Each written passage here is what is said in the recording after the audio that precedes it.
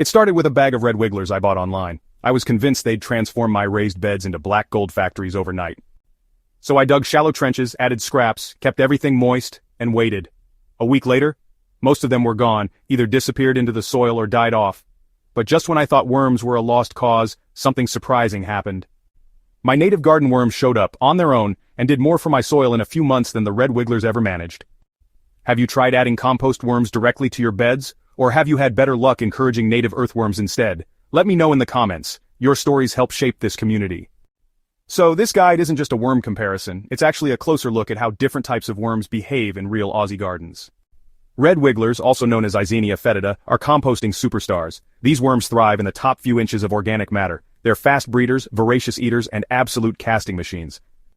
In a controlled environment like a worm bin or a contained compost trench, they break down kitchen waste like champions. But here's the catch, they're not soil burrowers. So, red wigglers, they really don't like deep, dry, or compacted ground. Once the food runs out or, the top layer dries even just a bit in the Aussie sun, they'll either migrate or, unfortunately, die off. I've actually seen this firsthand in Western Australia. Even with shade and mulch, unless you're actively feeding and managing a compost pocket, red wigglers really struggle in the open bed. Their preference for constant moisture and high organic environments makes them ideal for worm farms, but honestly, they're pretty finicky outdoors. Now, native garden worms, including species like Aporectidea and Anisacada, are an entirely different story. These worms, well, they don't need to be introduced.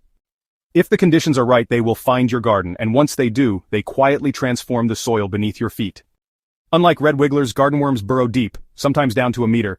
These vertical tunnels help oxygen reach plant roots and create pathways for water infiltration, especially valuable in hard clay or compacted soils.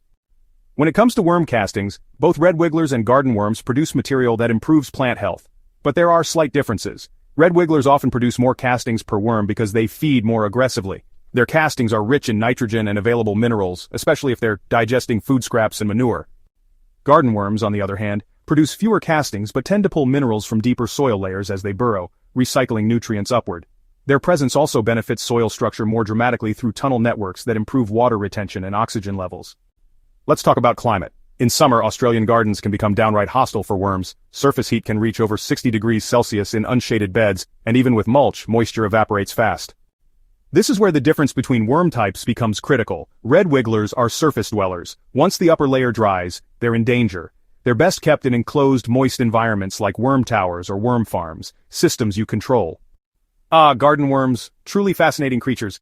They have this incredible ability to respond to heat by burrowing deeper into the soil. It's like they have their own little escape plan. They can track moisture and cleverly avoid those harsh surface extremes. I remember during a scorching summer in Perth, the garden worms seemed to just vanish from the topsoil during those intense heat waves. But, as if by magic, they would reappear within 24 hours after a good soak or a storm. It's amazing, really. Now, when it comes to working with any type of worm, mulch is your frontline defense, no doubt about it. But here's the thing, not all mulches are created equal. I went ahead and tested 3 different types: sugarcane mulch, wood chips, and shredded leaves. It's quite interesting to see how each one performs. So let's talk about how these mulches performed. Sugarcane mulch, well, it dried out pretty quickly and formed a crust, which actually repelled water. Not ideal, right? Wood chips did a better job, but they took a bit longer to build up that essential microbial life. And the winner, you ask? Shredded leaves, especially those that are partially decomposed. They turned out to be the best option. Fascinating stuff. If your goal is to process kitchen scraps and make compost faster, red wigglers are your go-to. Set them up in a worm bin or in-ground worm tower where you can manage moisture and food input. If your goal is to enrich garden beds, build soil structure, and reduce watering needs, focus on native garden worms. They'll show up on their own once your soil offers what they need: shade, water, and organic matter. And yes, you can absolutely use both. Compost worms in your bins and towers, garden worms in your beds. Just don't expect red wigglers to perform miracles in dry, open soil.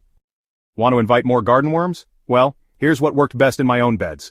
I layered shredded leaves, aged compost, and a sprinkle of alfalfa pellets, then kept it all moist for about 2 weeks. So, should you buy worms or build soil that welcomes them? Honestly, that depends on your setup. But in most Aussie gardens, creating the right habitat is far more effective than any delivery of red wigglers.